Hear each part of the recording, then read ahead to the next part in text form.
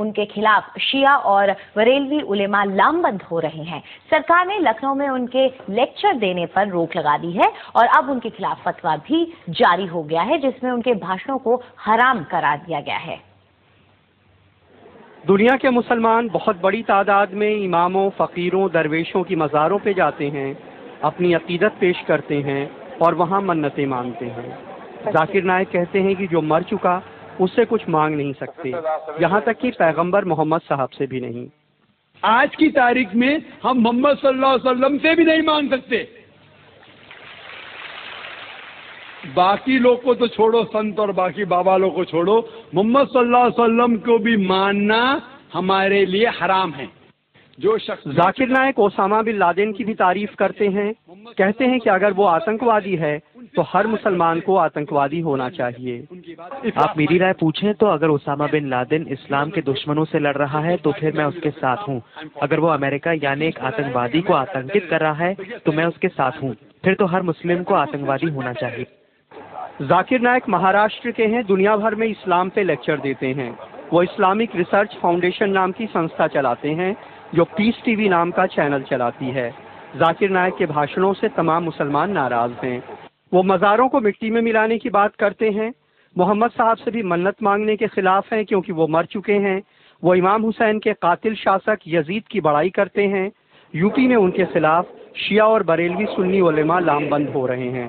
سرکار نے لکھنؤ میں ان کے لیکچر دینے پہ روک لگا دی ہے اور ان کے خلاف فتویٰ بھی آ گیا ہے جس میں ان کے بھاشنوں کو حرام قرار دیا گیا ہے۔ اگر اس کا عقیدہ ایسا ہے کہ نبی مردہ ہو کے مٹی میں مل گئے تو وہ کافر ہو گیا، اور جو لوگ اس عقیدے پر چلیں گے وہ بھی کافر ہو جائیں گے۔ حالانکہ ذاکر نائک کے سمرتھک اسے غلط نہیں سمجھتے ہیں۔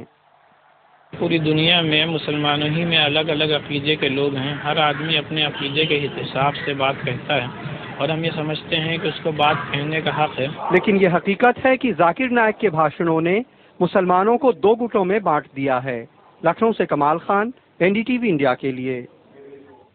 اور اس معاملے میں اپنی صفائی دیتے ہوئے ذاکر نائک نے کہا ہے کہ میں نے اسامہ بن لادن کے بارے میں جو بات کہی ہے اسے ادھورے ڈھنگ سے دیکھا جا رہا ہے۔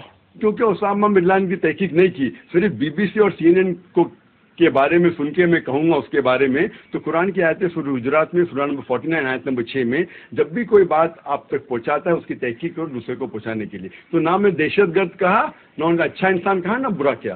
لیکن اگر میں یہ کہتا ہوں کہ جو بھی دشمن اسلام کے خلاف لڑ رہا ہے میں ان کے ساتھ ہوں۔ وہ یہ بھی کہتے ہیں کہ ایسی بات پہلے بھی کہی گئی ہے لیکن مجھے ہی نشانہ کیوں بنایا جا رہا ہے؟ وہ لوگ مجھ پہ فتویٰ جاری کرتے ہیں کہ کیونکہ میں نے یزید کے بعد رحیم اللہ کہا، میں اللہ بھی کہا، میں کافر ہوں، تو ان کو یہ بھی فتویٰ جاری کرنا چاہیے کہ امام غزالی نعوذ باللہ کافر ہے۔ یہ کہنا چاہیے کہ جس نے بخاری شریف کی شرح لکھی حافظ ابن حجر عسقلانی، وہ بھی کافر ہے، نعوذ باللہ رحیم اللہ۔ تو دیکھنا چاہیے کہ جو لوگ نے فتویٰ دیے، دارالعلوم دیوبند، دارالعلوم ندوہ، جماعت اسلامی، اہل حدیث، سارے علماء کہتے اختلاف ہے، اور اگر کوئی کہتا ہے تو کہہ سکتا ہے، اور کچھ لوگ نے علماء نے کہا کہ کہنا مستحب ہے۔ تو یہ لوگ، اس کا مطلب یہ لوگ کہ مجھے پک آؤٹ کر کے یہ چیز تو ہزاروں لوگ کہہ رہے، کیوں مجھے ہی لے کے ان لوگ اگر فتویٰ جاری کرنا ہے تو یہ فتویٰ جاری کرنا چاہیے کہ جتنے لوگ نے کہا اور لکھ دینا چاہیے۔ اور اس مسئلے پر ہم نے اسلامی ودوان مولانا وحید الدین خان کی بھی رائے جاننے کی کوشش کی۔ پہلی بات یہ ہے کہ ڈاکٹر ذاکر نائک کوئی اسلامک اسکالر نہیں ہے، انہیں اسلامک ایشوز پر بولنا نہیں چاہیے۔ دوسری بات یہ جو ہے کہ پیغمبر سے ماننے والی بات، تو مسلمانوں میں دو علماء کے دو طبقے ہیں، ایک دیوبندی علماء کہلاتے ہیں، دوسرے بریلوی علماء کہلاتے ہیں۔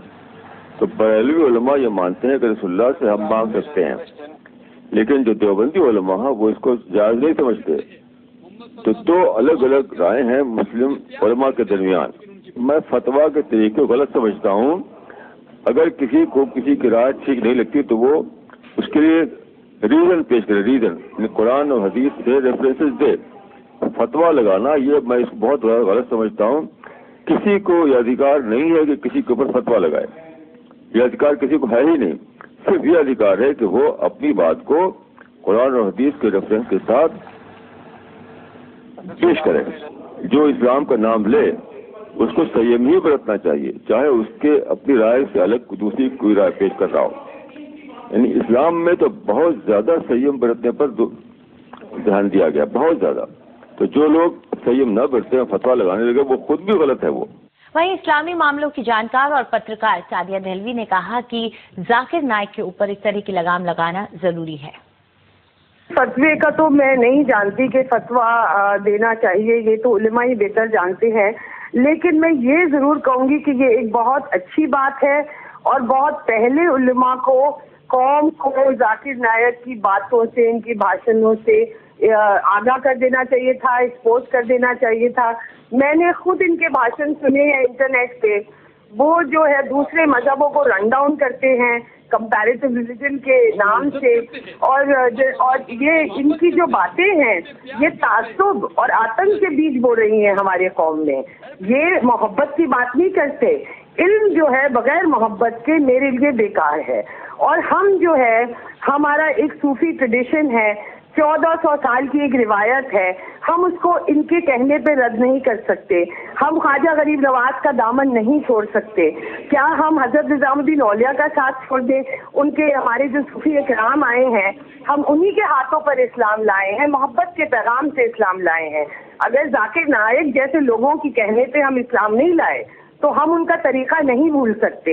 और मैं आपको बता दूं 80% जो मुसलमान पॉपुलेशन है दुनिया में, वो इसी रिवायत को, रूहानियत को, तसव्वुफ को और सूफियों का एक बताया तरीके पर ही चलती है। ये जो एक रेडिकल आइडियोलॉजी है, इसको आप वहाबी आइडियोलॉजी कह दें या कुछ कह दें, ये एक पीस चैनल के जरिए ये इसको प्रमोट कर रहे हैं। मैं तो यहाँ तक कहूँगी कि इनके जो अकाउंट्स हैं आप उसको स्क्रूटिनाइज करना चाहिए, कि क्योंकि फ़कीरों के पास, उलमाओं के पास इतना पैसा चैनल चलाने के लिए नहीं आता। ये कहाँ से फंडिंग आ रही है, कहाँ से ये हिंदुस्तान में इस तरह की आइडियोलॉजी जो है वो ये पढ़ा रहे हैं। इन्होंने इस्लाम से, मैंने इनको खुद सुना है, ये कहते हैं कि उसामा बिन लादेन अगर टेररिस्ट है तो मैं उसका साथ देता हूँ। इस तरह की बातें बेहुदा बातें हैं, और ये इस तरह की बातें इनको हरगिज कहने की इजाजत ही नहीं होनी चाहिए हिंदुस्तान जैसे मुल्क में। अगर हम हिंदुओं के जो रेडिकल ग्रुप्स हैं उनके खिलाफ लड़ते हैं, और साध्वी ये उमा भारती या एक परवीन तगोड़िया के खिलाफ आवाज उठाते हैं कि ये हिंदुत्व, रेडिकलिज्म और नफरत बोलते हैं, तो ये भी यही काम कर रहे हैं। आपका ये इस्लाम का एक उनका, क्योंकि ये नॉलेजेबल है, अंग्रेजी जानते हैं, लोग इनके इम्प्रेस हो जाते हैं क्योंकि इनको आयतें हिफ्ज़ आती हैं, लेकिन उससे ये इल्म जो है बगैर मोहब्बत के पैगाम से, ये जो है ये सही बात नहीं है। और अब खबर दिल्ली से। दिल्ली में एक ब्लू लाइन बस में दिन दहाड़े 1 लाख रुपए की लूट हुई है। रूट नंबर 847 की ये बस सीमापुरी से उत्तम नगर